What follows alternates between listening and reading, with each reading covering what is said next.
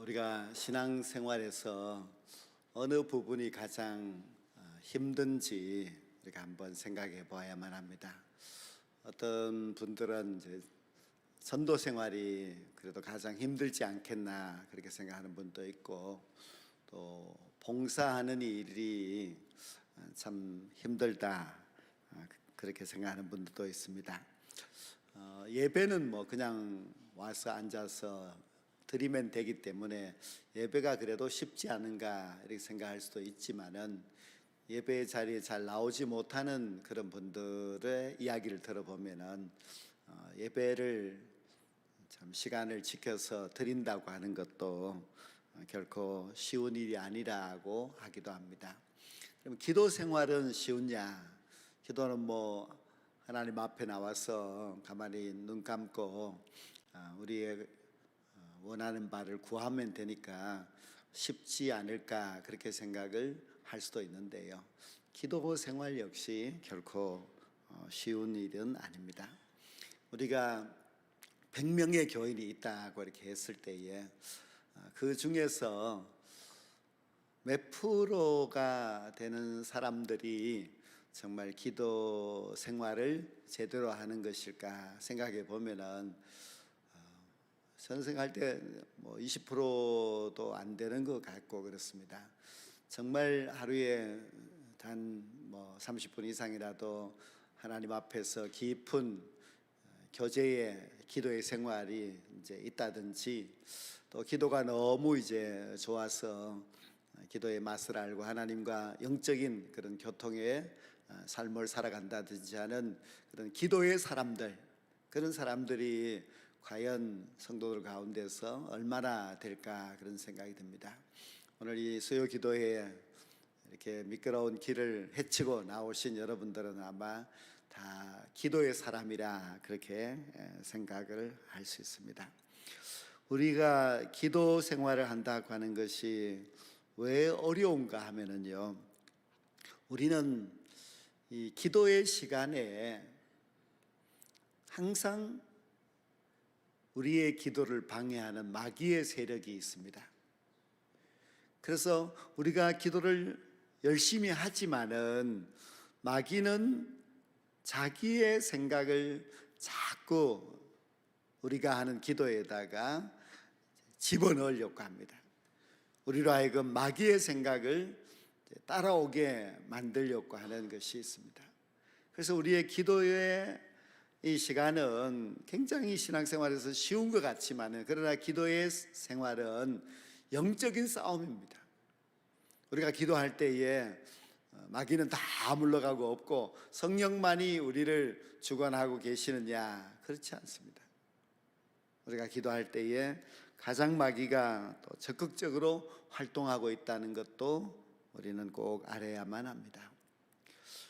또 우리가 기도의 생활이 그렇게 힘든 이유는 항상 기도할 때에 내 뜻이 있고 하나님의 뜻이 있고, 내 뜻과 하나님의 뜻이 갈등을 합니다. 우리는 분명히 처음에는 이제 하나님의 뜻을 따르겠습니다고 하지만은, 그러나 기도를 하면 할수록 자꾸 내 뜻을 하나님 앞에 아주 강하게 주입시켜서 하나님으로 하여금 내 뜻에 따라오도록 그렇게 만드는 경향이 많습니다. 그래서 너무 내 뜻을 많이 강조하고 기도 응답이 되지 않으면은 하나님이 내 기도를 응답하지 않는다고 섭섭해하고 또 원망하는 그런 경우가 참 많이 있습니다. 우리가 기도해 보면은 이 정말 하나님의 뜻을 따르는 것이 맞는지, 지금 내 뜻을 자꾸만 고집하고 있는 것이 아닌지, 그런 갈등을 많이 겪게 됩니다. 그래서 기도 생활이라고 하는 것이 쉬운 것 같지만은 기도의 삶이 결코 쉽지 않습니다. 그래서 정말 영적인 깊이 있는 그런 기도의 사람이 된다고 하는 것은 결코 쉬운 일이 아니고, 그저 우리는 기독교인이니까 기도라고 하는 그런 하나의 형식을 따라가는 그런 경우가 참 많이 있습니다. 오늘은 예수님의 기도에 대해서 살펴보려고 하는데요. 우리 예수님은 사복음서에 보면은 참 기도를 많이 하셨습니다. 예수님의 사역은 너무너무 바빴습니다. 예수님은 하나님의 나라도 전파하셔야 됐고, 많은 병자들도 고치셔야만 했고, 또 예수님은 그렇게 바쁜 그런 와중에서도 또 기도하는 생활도 늘 빠짐없이 그렇게 하셨습니다. 근데 예수님의 처음 기도의 장면은 예수님이 공생애를 시작하기 전에 유대 광야에서 40일 동안 금식 기도하는 장면이었습니다. 예수님은 그 공생애를 시작하기 전에 이제 금식 기도를 40일 동안 하시고 시작을 하셨는데요. 그 금식 기도를 하기 바로 전에 무슨 일이 있었는가 하면은 요단강에서 세례요한에게 세례를 받았습니다. 예수님이 세례받고 올라왔을 때에 하늘에서부터 하나님께서 이는 내 사랑하는 아들이요 내 기뻐하는 자라 하는 그런 음성을 듣게 됩니다. 하나님이 분명히 예수님을 가리켜서 내 아들이다, 내 기뻐하는 자다 그렇게 인정을 받았음에도 불구하고 예수님은 곧이어서 40일 동안 금식 기도를 하셨습니다. 우리가 중요한 일, 또 큰 일을 하기 위해서는 기도가 절대적으로 필요하다는 것을 예수님께서 우리에게 똑똑히 가르쳐 주셨습니다. 뭐 하나님의 아들이고 하나님이신 그 예수님이 기도하셨다고 한다면은 우리 같은 사람이야 정말 기도하지 않고 무엇을 할 수가 있겠습니까? 그래서 예수님은 하나님의 아들이지만은 기도에 항상 힘썼던 것을 생각한다면은 우리같이 죄 많고 연약한 우리들은 기도에 항상 힘쓰는 것은 당연한 일이 아닐 수가 없습니다. 예수님은 40일 동안 금식 기도하셨을 때에 마귀가 나타나서 예수님을 시험합니다. 예수님 같은 분도 기도할 때에 마귀가 나타납니다. 그래서 3번 예수님을 시험하게 되는데요. 이 마귀의 시험을 우리가 잘 기억해야만 합니다. 우리가 기도하는 자리에 성령님만 계시는 것이 아니라 마귀가 시험하기 위해서 나타나고 있습니다. 어떤 때는 마귀가 더 강하게 시험하여서 결국은 우리는 마귀에게 지는 경우가 참 많이 있습니다. 마귀는 거룩하신 하나님의 아들 예수님도 시험하셨습니다. 마귀는 40일 동안 금식 기도하신 예수님도 시험했습니다. 40일 동안 금식 기도했다고 생각해 보십시오. 이만큼 거룩한 분, 이만큼 하나님의 능력에 충만하신 분이 어디에 있겠습니까? 그러나 그렇게 성령으로 충만하고 하나님의 능력을 덧입어 40일 동안이나 금식 기도했던 그 예수님에게도 마귀는 찾아왔습니다. 우리가 기도의 자리에 있을 때에 마귀의 시험이 있다는 것을 알아야만 합니다. 우리의 기도 생활에는 마귀와의 영적 전투 시간입니다. 근데 마귀가 예수님을 시험할 때에 예수님께서 마귀를 어떻게 이겼습니까? 기도하시는 예수님을 시험한 마귀의 그 시험과 또 예수님이 이기신 그 내용을 우리가 잘 알아야만 합니다.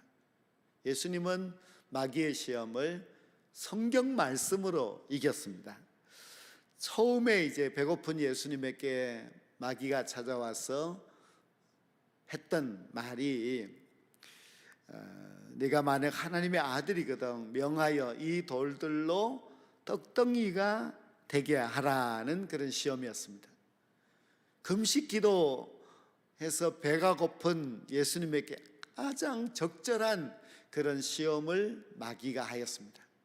돌을 가지고 떡을 만들 수 있는 그런 능력이 예수님께 있다는 것을 잘 알고 있는 마귀가 이 돌을 가지고 떡덩이를 만들어서 먹는 것이 좋지 않겠느냐 하는 그런 시험이었습니다. 그러나 예수님께서는 기록되었으되 사람이 떡으로만 살 것이 아니요 그렇게 답변했는데요.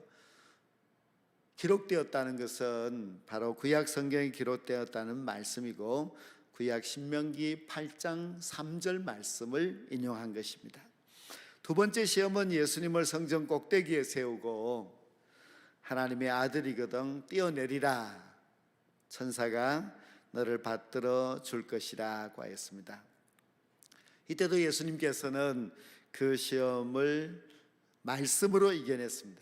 그래서 기록되었으되 주 너희 하나님을 시험하지 말라는 신명기 6장 16절 말씀으로 이겨내셨습니다. 세 번째 시험은 예수님에게 천하만국과 그 모든 영광을 보여주면서 자기에게 경배하며 모든 것을 주겠다고 하였습니다. 그때도 예수님은 기록되었으되 주 너희 하나님을 경배하고 다만 그를 섬기라고 하는 신명기 6장 13절 말씀으로 이겨내셨습니다. 여기 다 기록되었으되 했는데 이 기록된 말씀이 바로 구약 신명기 말씀입니다. 우리가 마귀의 그 시험에서 예수님이 이겨내는 방법이 바로 기록된 말씀을 가지고 이겼다는 것을 꼭 기억해야만 합니다. 우리도 역시 기도할 때 마귀의 시험이 닥쳐오지만은 그 마귀의 시험을 이길 수 있는 그 능력은 바로 하나님의 말씀에 있습니다. 그래서 우리는 말씀을 잘 알아야만 합니다. 말씀을 모르면은 우리는 그저 내 생각대로 외칠 수밖에 없지만은 하나님의 말씀을 알면은 약속된 하나님의 말씀으로 마귀를 물리칠 수가 있습니다. 우리도 예수님처럼 성경 말씀을 잘 알고 있다가 마귀의 시험이 닥쳐왔을 때에 그 성경 말씀으로 마귀의 시험을 이기고 승리하는 그리스도인들이 꼭 될 수 있기를 간절히 소망합니다. 예수님의 첫 번째의 기도는 이제 40일 금식 기도였는데 예수님의 마지막 기도는 겟세마네 동산에서 기도였습니다. 예수님은 십자가를 앞두고 감람산 안에 있는 겟세마네 동산으로 가셔서 땀방울이 핏방울이 될 정도로 간절히 하나님께 기도하셨습니다. 그 겟세마네 동산은 예수님이 예루살렘에 올라오실 때에 자주 가서 기도하는 장소였기 때문에 가룟 유다도 그 장소를 알고 원수들의 무리를 이끌고 그쪽으로 왔지요. 예수님은 겟세마네 동산에서 기도하셨는데 이때 그 기도가 바로 영적 싸움이었습니다. 예수님은 처음에 기도하실 때 내 아버지여 만일 할만하시거든 이 잔을 내게서 지나가게 하옵소서 하였습니다. 여기 잔이라고 하는 것은 십자가의 죽음을 말하는 것입니다. 예수님도 육신의 몸을 입고 계셨기 때문에 그 십자가의 수치, 십자가의 고통을 너무너무 잘 알고 있었습니다. 그 수치와 그 고통을 생각할 때에 그 십자가를 자신의 육신의 몸으로 감당한다고 하는 것이 너무 힘들다는 것을 아셨기 때문에 이 잔이 내게서 지나가게 하옵소서 하고 기도를 한 것입니다. 그러나 예수님은 이어서 기도하기를 그러나 나의 원대로 마옵시고 아버지의 원대로 하옵소서 하였습니다.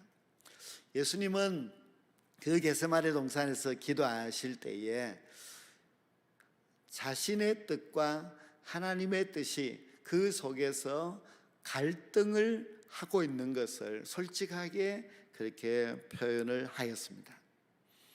그렇게 갈등을 하는 가운데 예수님의 결론은 무엇인가 하면은 내 뜻대로 하지 마시고 아버지 하나님의 뜻대로 이루어지기를 원합니다 하고 하나님의 뜻에 자기의 뜻을 포기하였습니다. 예수님은 기도로서 영적 싸움을 하셨는데 그분은 하나님의 뜻을 따라 감으로 인하여서 우리에게 기도는 이렇게 하나님의 뜻을 따라야 한다는 것을 잘 가르쳐 주셨습니다. 우리도 기도할 때 영적 싸움이 우리에게 항상 있습니다. 우리에게는 내 생각이 많이 있습니다. 내가 생각하고 내가 원하는 것을 하나님 앞에 통보할 때도 있고, 또 기도하는 중에 하나님의 생각이 들어오지만은 그것을 막고 내 생각을 고집할 때도 참 많이 있습니다. 우리는 이 하나님의 뜻과 내 뜻과의 영적인 그 싸움에서 내 뜻을 포기하고 하나님의 뜻을 받아들인다고 하는 것은 바로 영적인 싸움에서 승리하는 것입니다. 기도 생활은 힘든 것이 사실입니다.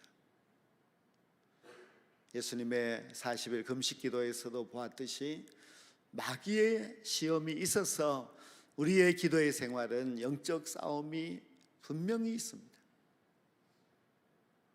그럴 때 우리는 그 싸움에서 이기기 위해서 꼭 필요한 것이 하나님의 말씀이라는 것을 알았습니다. 우리가 얼마나 하나님의 말씀을 묵상하고 말씀으로 무장하고 우리가 간직하고 있는 그 말씀으로 마귀의 유혹을 물리칠 수 있다면 우리는 얼마든지 더 깊은 영적인 그런 기도의 사람이 될 수가 있습니다.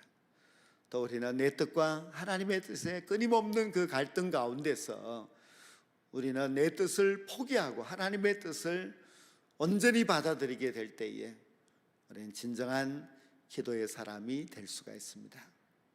오늘 주님께서는 우리에게 기도의 본을 가르쳐 주셨습니다.